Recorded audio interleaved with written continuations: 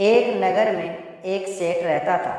उसके एक लड़की थी, उसका नाम था कामिनी। जब वह बड़ी हुई तो सेठ ने राजा के पास जाकर कहा कि आप चाहे तो उससे विवाह कर लीजिए। राजा ने 3 दासियों को लड़की को देख कर आने को कहा। उन्होंने कामिनी को देखा तो उसके रूप पर मुग्ध हो गई, लेकिन उन्होंने यह सोचकर कि राजा उसके वश में हो जाएगा, इसलिए आकर कह दिया कि वह तो कुलक्षणी है। राजा ने सेठ को विवाह करने से इनकार कर दिया। इसके बाद सेठ ने राजा के सेनापति से उसका विवाह कर दिया। वे दोनों अच्छी तरह से रहने लगे। एक दिन राजा की सवारी उस रास्ते से निकली।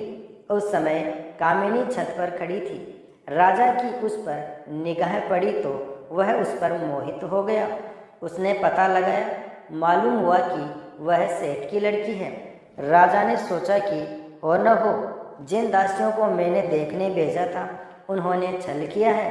राजा ने उन्हें बुलाया तो उन्होंने आकर सारी बात सच सच कह दी। इतने में सेनापति वहां आ गया।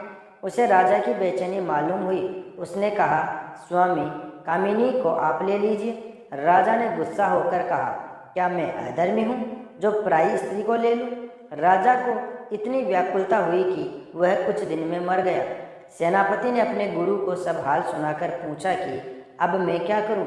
गुरु ने कहा, सेवक का धर्म है कि स्वामी के लिए जान दे दे। राजा की चिता तैयार हुई। सेनापति वहां गया और उसमें कूद पड़ा। जब कामिनी को यह बात मालूम हुई तो वह पति के साथ जल जाना धर्म समझकर चिता के पास पहुंची और उसमें जाकर भस्म हो गई।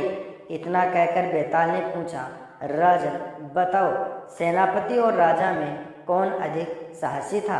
राजा ने कहा, राजा अधिक साहसी था, क्योंकि उसने राजधर्म पर दृढ़ रहने के लिए कामिनी को उसके पति के कहने पर भी स्वीकार नहीं किया और अपने प्राणों का त्याग किया।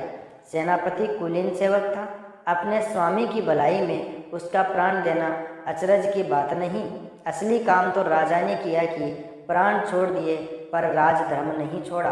दोस्तों, किस्सा पसंद आया हो तो वीडियो को लाइक और शेयर जरूर कर देना।